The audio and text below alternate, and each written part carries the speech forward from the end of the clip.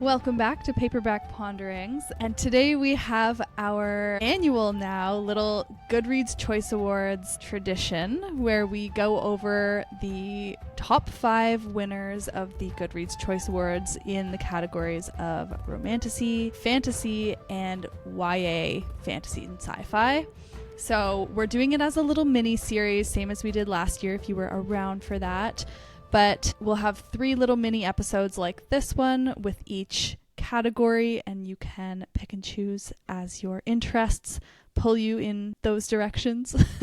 So this one is going to be the Romantasy Awards. So we're going over the top 5 winners for that category. We're going to tell you a short description, what it's about, whether we've read it, what our thoughts were, if we think that it should have won. Did. Yes. And also trying to maintain no spoilers. As always, we want this to be a spoiler-free environment.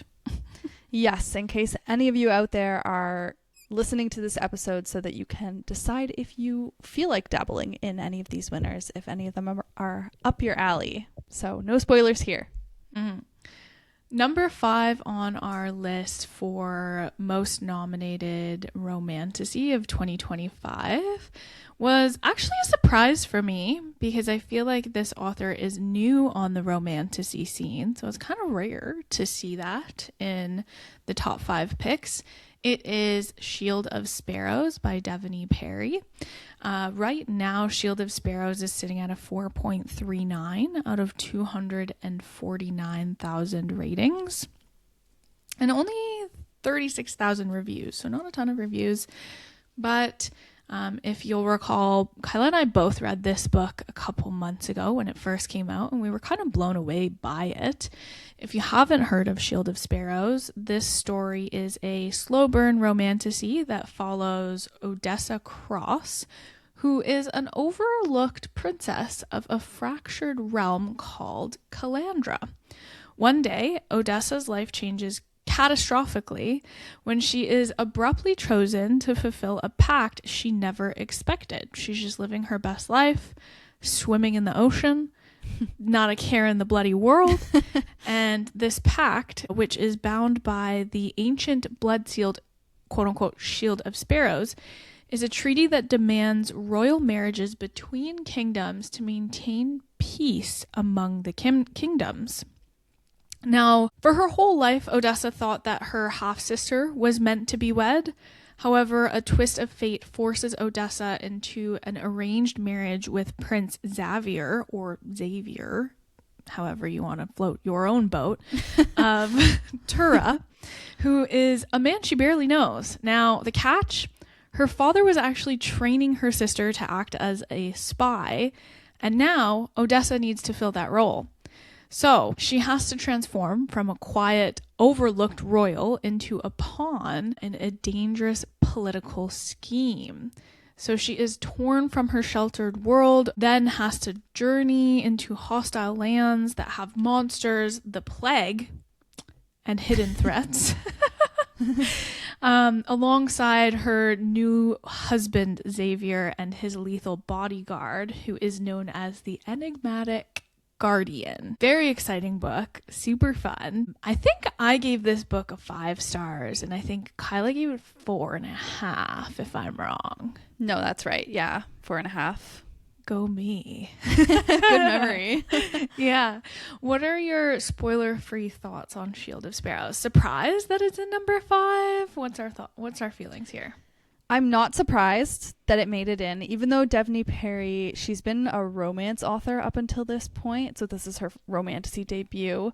Shield of Sparrows was popping off when it came out in like May, June time. Mm-hmm. It was Shield of Sparrows and Silver Elite at the same time, where they came completely out of nowhere and were just all over Book Talk and Bookstagram. So yes, I am not surprised to see this one there.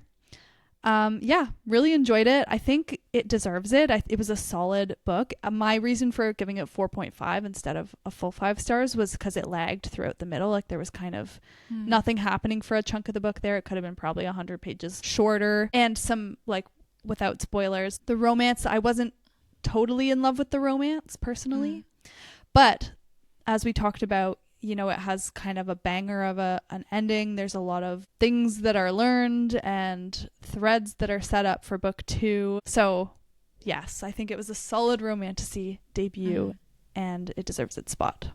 What about you? I totally agree. Yeah, I thought it was amazing. I mean, I gave it 5 stars. I give 5 stars to books that like completely consume me. Whether they're good or not, or objectively the most wonderful book in the world, I don't really care. If I'm like super into it, it's getting a 5 star. As it should. Yeah, so I think it's deserving of this spot for sure. And we love to see a new author in fantasy thriving. I know that it's kind of cliche now, I think, like regular old romance authors kind of veering into the fantasy romantasy space because other authors have had lots of success in this space. See our winner for this category. But I think that, like, you know, it was a great book. It had some really fun twists and turns. Was it perfect? No, I don't really know if any book is. There's always something to complain about in general. So yeah, totally deserving. Really happy that this one made it into the top 5.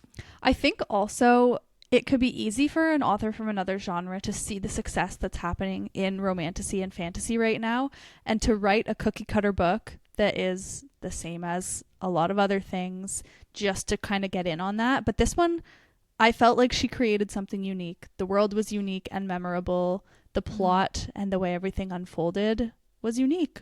So yeah, it was like a good mixed bag of tried and true loved tropes and unique world building. Yeah, I would say so. What is next? What about number 4 for the Romantasy category? Number 4 is kind of no surprise to myself. Well, okay, actually, debate whether this should even be in the Romantasy category, but number 4 is Mate by Ali Hazelwood. This is the sequel to Bride, and Mate currently has a 4.09 out of 197,000 ratings. And if you haven't heard of it, Mate follows Serena Paris, who is Misery's best friend from Bride.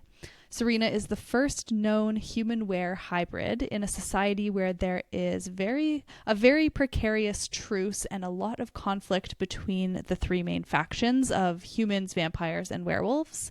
So her existence has the potential to bridge the divide between these species, but instead it has made her a target. So to the humans, the weres, and the vampires alike, she's seen as either a weapon, a threat, or prey. And with these enemies closing in around her, her only chance at survival lies with Cohen Alexander, the alpha of the Northwest Werewolf Pack, who is ruthless and unyielding, and also happens to be her mate, even though he claims he has no interest in her on an intimate level. But nobody dares to defy Cohen, though, because he is scary. So nobody would be reckless enough to threaten him and what he claims as his. So it feels like the safest place for Serena is with him and his pack. But her danger is not only this present source of danger. Serena was an orphan growing up, and the secrets of her past and the truth of what and who she is could spark a war among the weres, vampires, and humans. Very intriguing. Did you read Mate?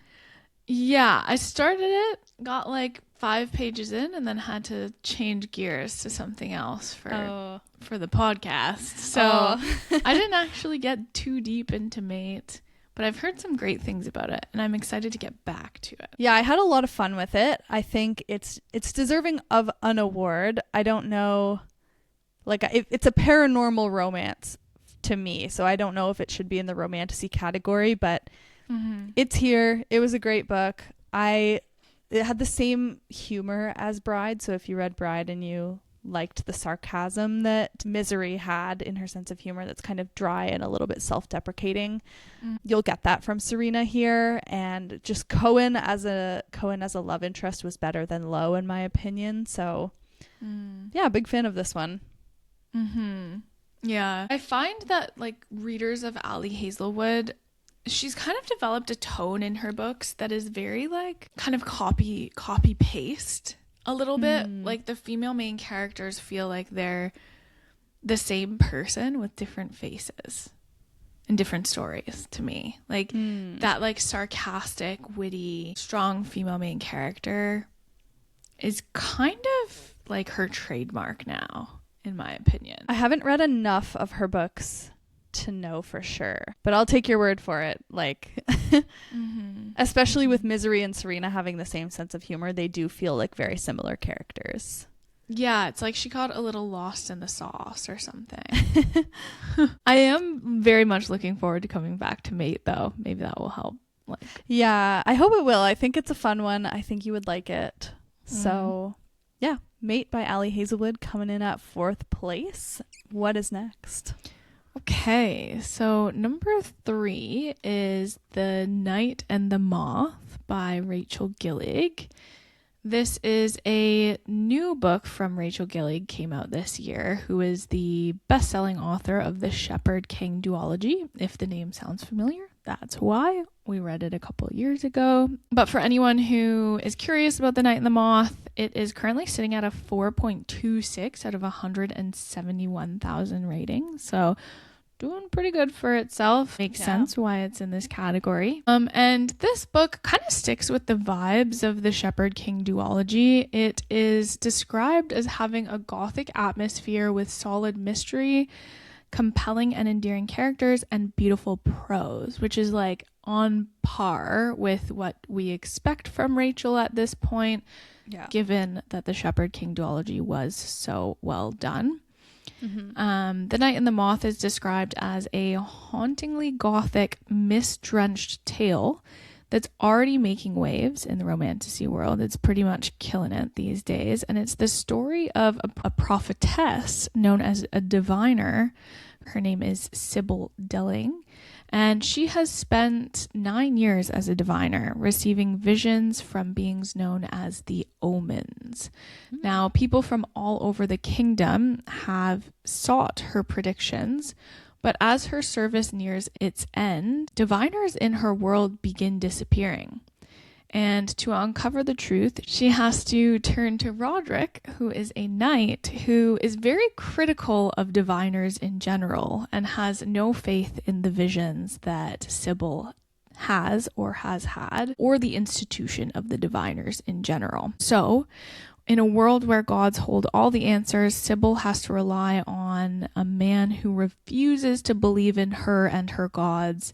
And it is characterized by the atmospheric vibes, a wholesome sisterhood, and an alluring quest to uncover what is happening to the disappearing diviners.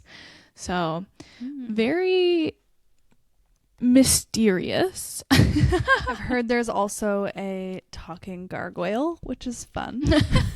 I love how that's like the thing that you know about this book, that there's just like a side character that's a talking gargoyle. Yes, I'm pretty sure his name is Bartholomew, and he's like a fan favorite. I've seen lots of art of this gargoyle. Really? It's kind of reminded me of the frog from Assistant to the Villain a little bit. Yeah, I see what you mean. Except the frog doesn't talk, but like this other creature that becomes quite like a necessary prop for the plot. Yeah, that's fun. Do you think, I know that this is a book that like we were intrigued by but not necessarily excited for. I know neither of us have read The Night and the Moth, but we know a lot of people who have. Where would you say this ranks for you? When this came out, I had zero interest, and I couldn't even tell you why, really. It just wasn't calling to me. I think because I had read Slaying the Vampire Conqueror by Carissa Broadbent, which also has kind of a diviner type figure with in the Night and the Moth, she wears a blindfold. I don't think she can see with her eyes, but she can see with like another sense that she has. Right. And I had read something like that already, so I just kind of dismissed this, and I just have not cared. But a somewhat new update, since we read The Second Death of Locke this fall, I have been falling prey to the Lady Night trend. I find myself wanting Lady Night books, and this one is listed on almost all of the graphics I've seen on Instagram that are like lady night recommendations. So I have considered listening to the audiobook for this one. I may do so at some point. Okay, we've made progress when it comes to The Night and the Moth. Yeah. What about you? Yeah, kind of same. I have no real interest in it. I really liked the Shepherd King duology. And in general, I enjoyed Rachel Gillig's writing. But there's something about this that just isn't really appealing. It might be like my understanding of the story. It might just be that I'm not as into the Lady Knights. I don't really know what it is. But it's not the top of the TBR, let me tell you. Yeah. Yeah, I get it. But it does seem to be a favorite, though. Like, people seem to love it. And maybe it's just the Rachel Gillig cult that's out there that they're going to love everything Rachel Gillig writes. I'm sure it has beautiful prose. I'm sure it's a good story. But yeah, we'll have to see. 100%. Yeah. I'm not surprised it's in the top, though. I'm a little surprised it's in the top. Oh, really? Yeah, I didn't think that Rachel Gillig was so popular. I see One Dark Window listed like everywhere. It's always on people's like Romantasy you can't miss out on. I think it's pretty popular. Yeah. I think I'm living under a stone. What is next in our top 5 ranked Reader's Choice nominations for Romantasy? The runner-up. The runner-up. Yes. The runner-up. Number 2 is Alchemised by Senlin Yu. This one has a 4.42 out of 156,000 ratings. And while it got number 2 for Reader's Favorite Romantasy, it was the winner of Reader's Favorite Debut Novel, which is great for her. She was nominated in 3 different categories. She was nominated for the audiobook category as well. So great for her for a debut novel to get 3 different nominations in this. And if you are not familiar, Alchemized follows Helena, who was once a talented alchemist and healer in the Resistance, but now she's a prisoner, both of war and of her own mind. So the war is over, the Resistance has lost, and most of her friends and allies have been brutally murdered. The new ruling class is made up of corrupt guild families and necromancers who parade around vile undead creatures to do their bidding and just as status symbols.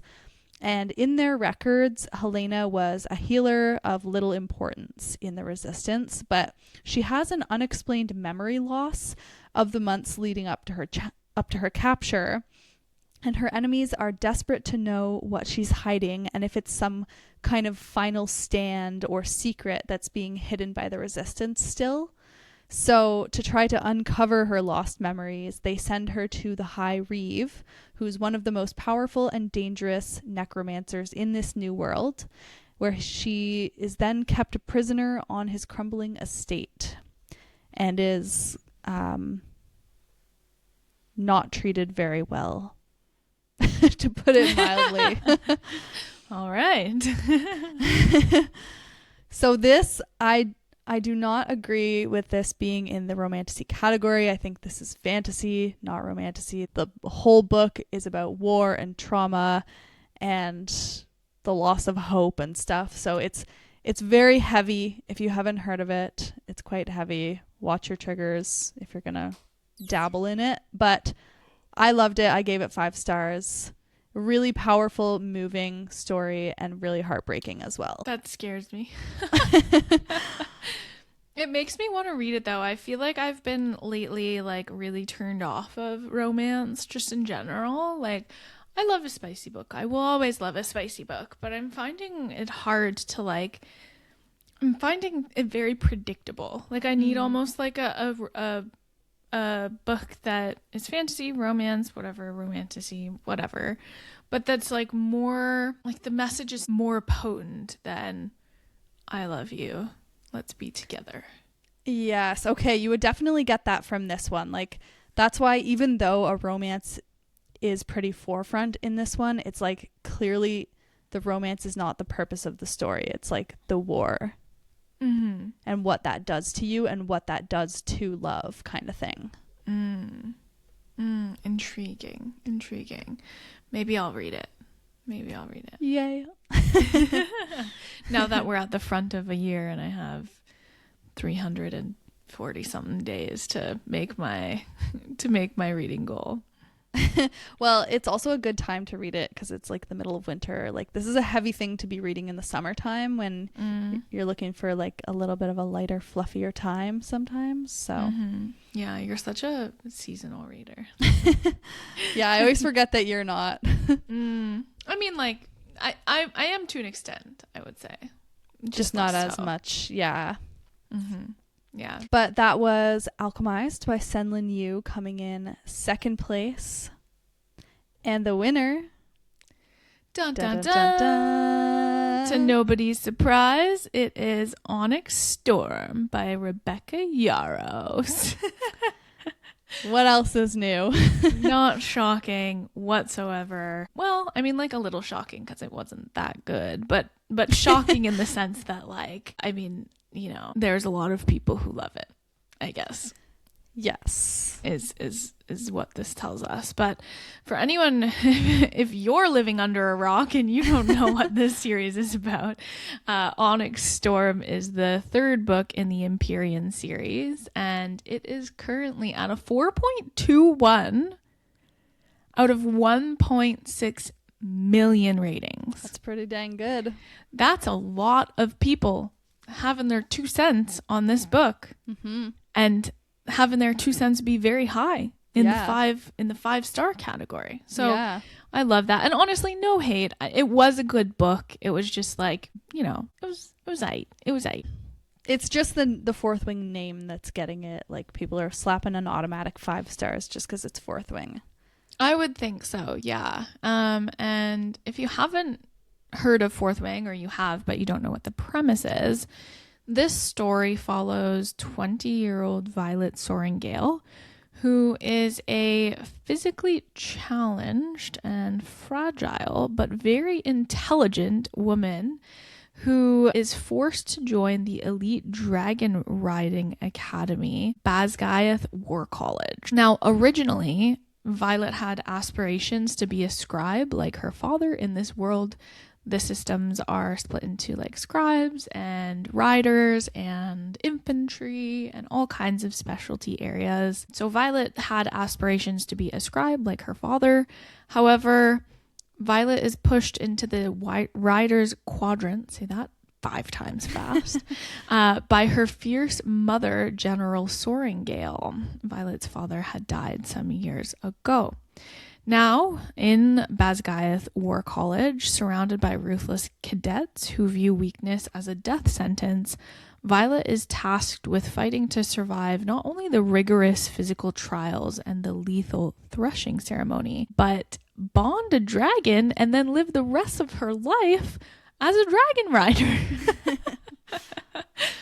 So lots going on in this story. Onyx Storm obviously is the third book in this series, so a lot has happened in this world, but well deserved. I wonder, I'm actually going to go back and look at, because we've been very lucky with the Empyrean series. We've gotten a book in the Empyrean series from Rebecca Yarros for the last 3 years in a row. I think Fourth Wing and Iron Flame came out in the same year. They were both 2023. Oh, yeah. Yeah, they were. That's wild to me. And that's why Iron Flame maybe had so many little issues, little typos, and, you know, the book being printed upside down because it was maybe rushed. An update on Fourth Wing, and you are right, it came out in 2023, but it was the winner of Favorite Romantasy. It's currently at 3.5 million ratings. That's pretty crazy. Yeah, at a 4.57 overall rating. What is ACOTAR at? Let's go just see. For curiosity's sake. ACOTAR's at 4.16 average rating out of 4.1 million ratings. Okay. So still beating Fourth Wing by volume, but not by ranking, if that makes sense. Fair. Yeah. But ACOTAR did not win the Young Adult and Science Fiction Award in 2015, which wild that was a young adult book when it came out. Well, Romantasy didn't have a category back then. That's only the past like 3 years. Right. We've had an evolution in the world of Romantasy, which is very exciting for us. It is very exciting, and also not surprising that it didn't win back then, because like she wasn't this big back then. Like she really was. I remember being on Bookstagram back then and commenting on people's posts, and they'd be like, "What's your favorite book?" And I'd be like, "ACOTAR," and they'd be like, "Oh, I haven't heard of it. Like I'll have to look that up." Like that was a frequent occurrence that I remember from back then. So it doesn't surprise me that it didn't win, but it is just crazy to think about how far it's come. Well, yeah, and just like how it's kind of like exploded in popularity. I just realized that not only did Onyx Storm win readers' favorite Romantasy, but it also won readers' favorite audiobook. Sweeping the crowd. Sweeping the stakes. I do wonder if that was the graphic audio version or the regular that won. Yeah, I don't know. Jury's out for me on the graphic audio productions, audiobook productions. I don't know how I feel about graphic audiobooks. Feels a little bit too dramatic, you know? I like them from what I've experienced so far, because they don't seem to have the weird robotic narrators, and I like the different voices. I like that it's not like glitchy. You're making a funny voice to sound like a different character. So yeah, I don't know, I'm not sure. The background noise can be a lot sometimes. Can be a lot. But yeah, I think they're kind of cool. Maybe I need to listen to more. Maybe I need to go back and listen to Onyx Storm graphic audio to see how I feel about it, because clearly lots of people appreciate the audio narrative of Onyx Storm. Yes, I do think that I would listen to it if I was going to do that. I know I have some flack for the Empyrean series, but I think ultimately it is an amazing series. I love what it's doing for the genre of Romantasy. I love how it's expanding the world of Romantasy. Like, there are so many more fantasy readers because of this series and because of ACOTAR. And that's exciting. So we love that. Yeah. Yeah. So even though it wasn't a perfect book, we'll cut it some slack. It is definitely a top reigning book or series in general. So yeah. And I gave it 5 stars. Like, I'm not going to not give it 5 stars, because it was a fabulous time in the end. Sometimes I gave it 4.5. Did you? I think. Sometimes it's really hard not to like judge a book based on like, you gave it 5. Oh, you said I might knock 0.25 stars off my rating. Undecided. So now's the time, Kyla. Are you going to decide to knock 0.25 stars off of your rating for Onyx Storm? Let's see. 1 year later, I will make my final decision. Yes, I'm knocking 0.25 off. Fair enough. We'll give it to you. That's okay. Still a great book, though, of course. Yeah. So can't wait for the next one. Eagerly anticipated. Gonna scoop it up as soon as it comes out. You bet your bottom dollar I'll get the special edition, first release, whatever the hell they come up with when they publish it. How many more dragons can we fit on the sprayed edges? Exactly. Yeah. Like what else are we gonna do? Because I got all my copies rearing and ready to go. You can even see them right there. Oh yeah, there they are. Yeah. But that is everything we have for you today for the top 5 Romantasy winners of the Goodreads Choice Awards for 2025. So if you've read any of these, let us know what you think. If you think that they should have won, or if you think that something else should have been in their place. Either way, reach out to us on Instagram or TikTok or YouTube at paperback.ponderings, and tune into our other mini-series episode on the fantasy and the YA fantasy winners, which both of those are already out now.